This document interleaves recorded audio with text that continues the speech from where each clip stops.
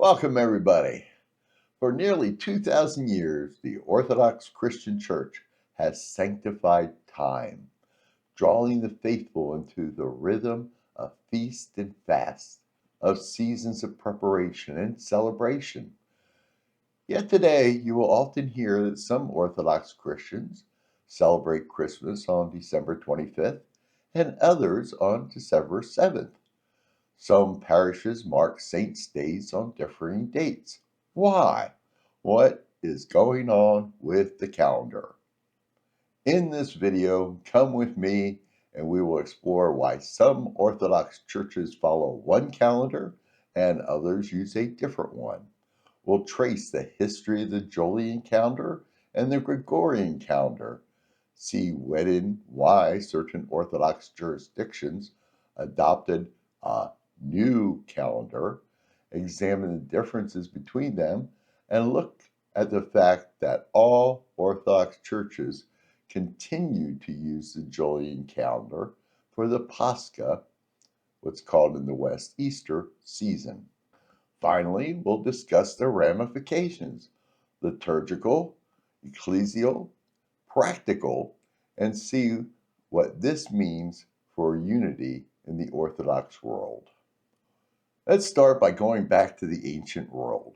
In 46 BC, the Roman leader Julius Caesar, working with the Alexandrian astronomer Sosigenes, introduced what became known as the Julian calendar. This was a solar calendar, 365 days in a common year, with an extra day every 4 years, a leap year, so an average of 365.25 days per year. As Christianity spread across the Roman Empire, it inherited that calendar for civil and ecclesiastical use. At the First Council of Nicaea in 325 AD, the Church set a universal formula for calculating Pascha, Easter, which assumed the Julian calendar's reckoning of the equinox and lunar cycles. For centuries thereafter, the Julian calendar served as the rhythm of Christian time, the feasts, the fasts, the saints' days, everything.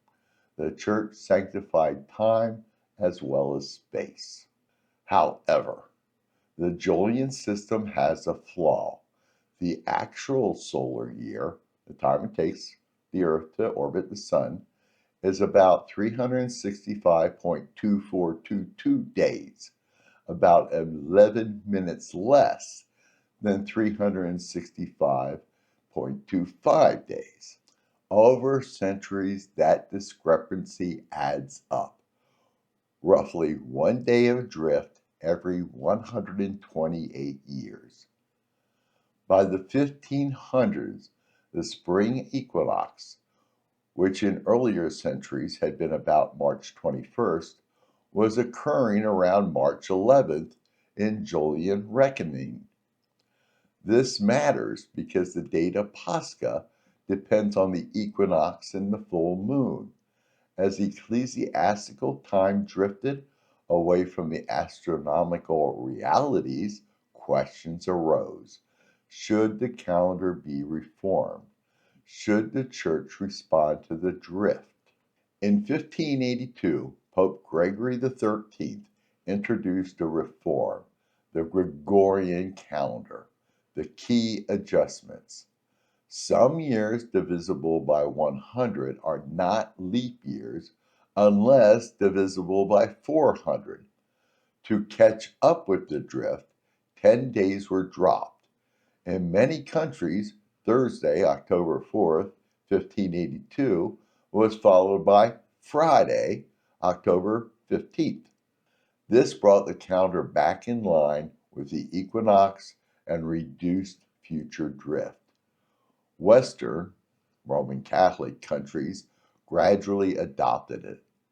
Protestant lands followed later, but Eastern Orthodoxy was more hesitant for both canonical and traditional reasons.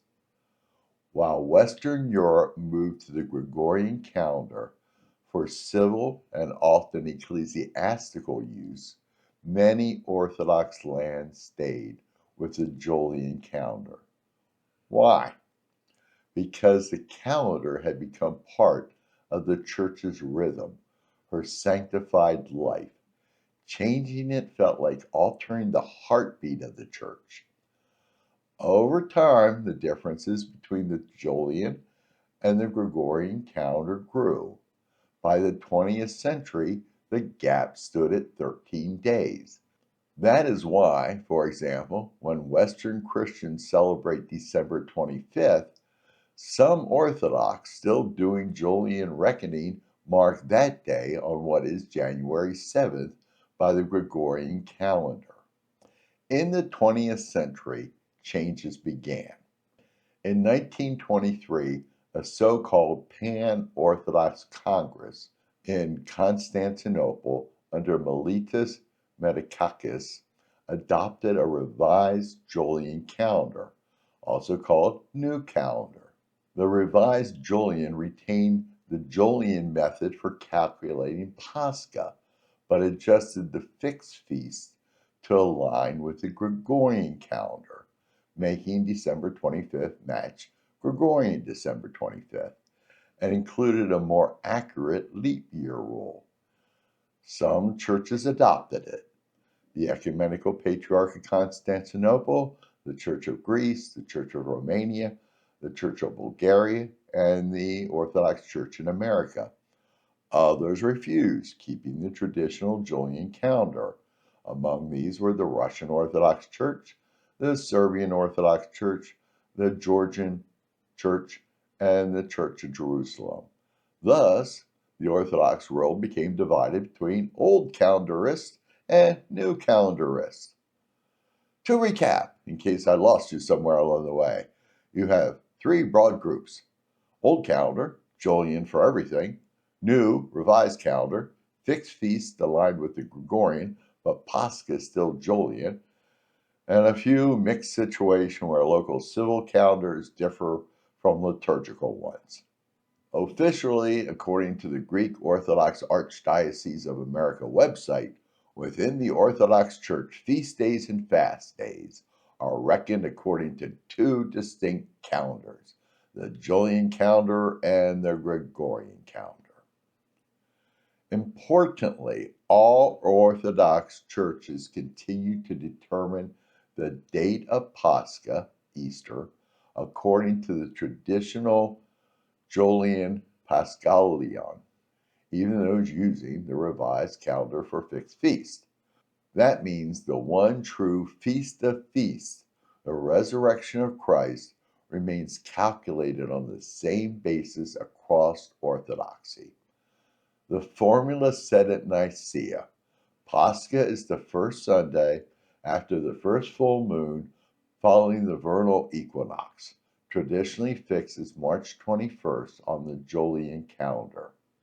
This shared calculation is a strong bond of unity among Orthodox churches, even when the fixed feast calendars differ. Some authors point out the differences in fixed calendars does not automatically mean different Pascha dates, but other divergences in calculation can arise. Let's hear what some Orthodox sources have actually said regarding the calendar issue.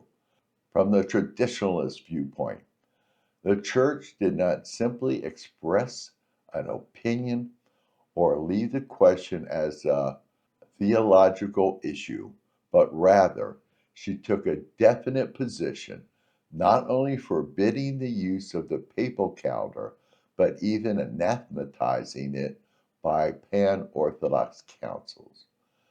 A specific quote: Dorotheus, Patriarch of Jerusalem, by the grace of Christ, from the time of the first council to this present moment, the sacred Pascha is always celebrated the Sunday after the Passover of the law, and we have never experienced any confusion which might bring us to the necessity of making some correction.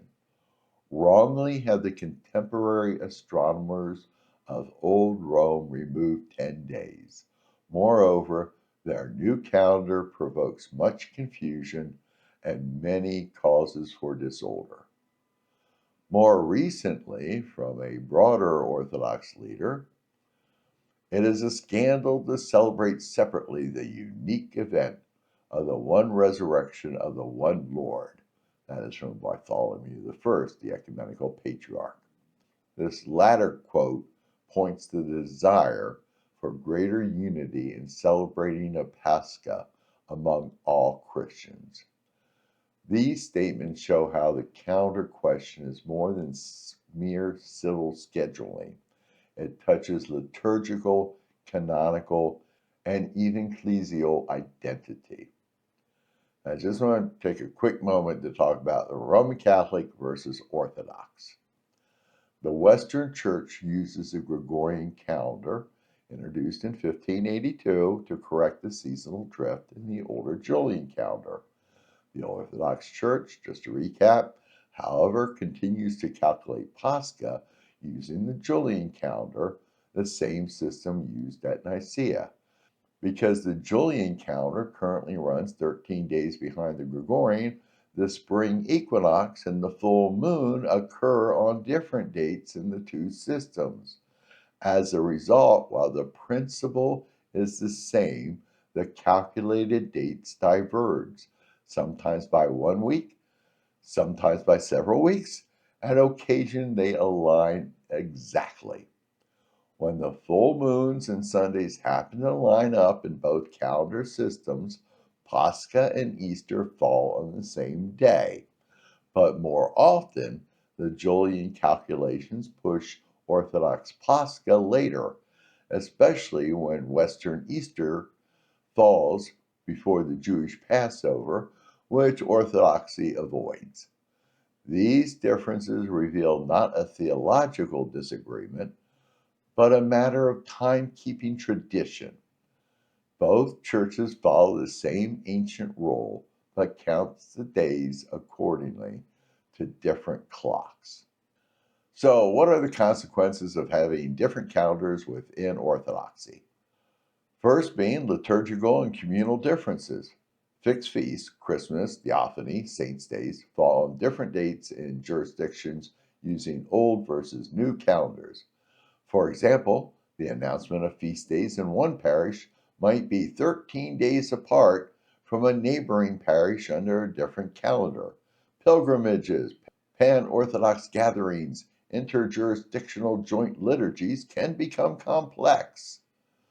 Then you have some local confusion.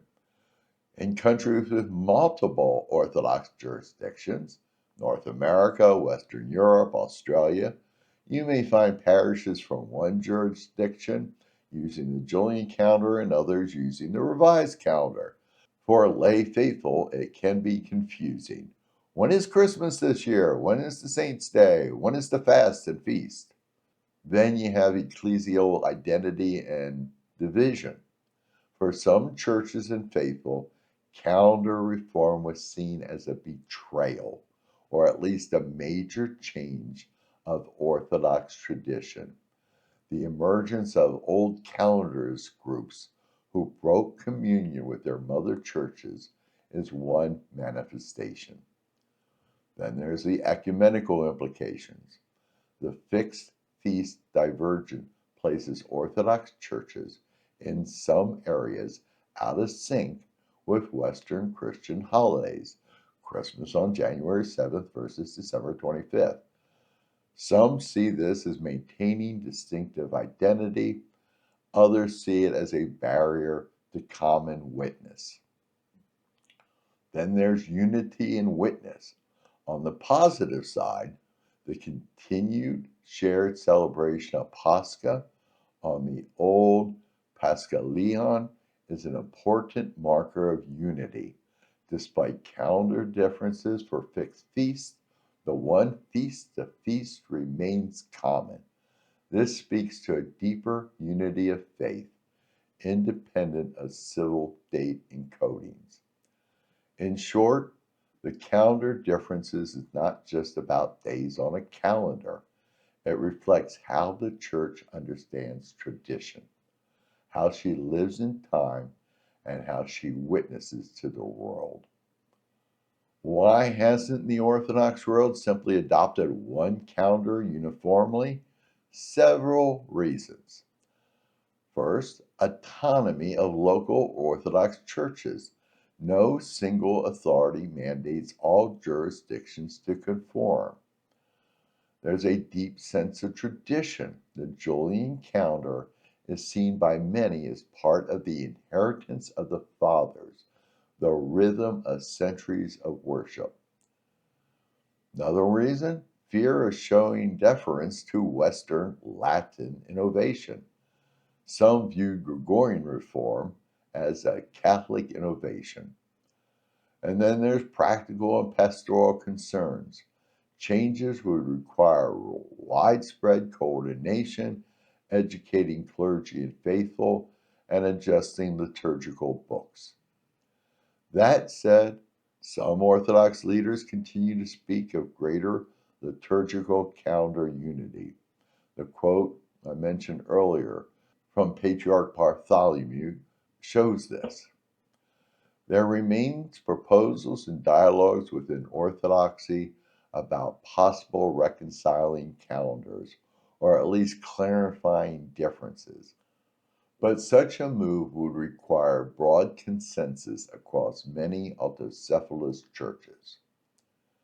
In a world of fast global travel and communication, the calendar difference can perhaps appear anachronistic or inconvenient. But from the perspective of the Church, it is also a matter of continuity, tradition, spirituality, and ecclesial integrity. Time itself is a gift from God, the rhythm of feasts and fasts, of seasons, of commemorations. These are part of how the Church sanctifies time. Whether one parish marks December 25th Gregorian or January 7th Julian, the deeper reality is the same. The mystery of Christ entering into time, of death being defeated on Pascha, of the saints being remembered, and the faithful being drawn into the eternal. Well, thank you for watching. And if you found this helpful, hey, I'd appreciate if you subscribe to the channel, gave it a like, and let us know in the comments. Are you from an Orthodox parish which uses the old calendar or the revised calendar? And what's your experience have been? And I'm just going to leave you with what I have found interesting. People, and this has to do with the date of Pascha, that people will pick up a calendar every year and say, oh, look, Easter is early this year, or Easter is late this year. How comes nobody ever says Easter is on time this year? Hope you enjoyed it. Have yourself a blessed day.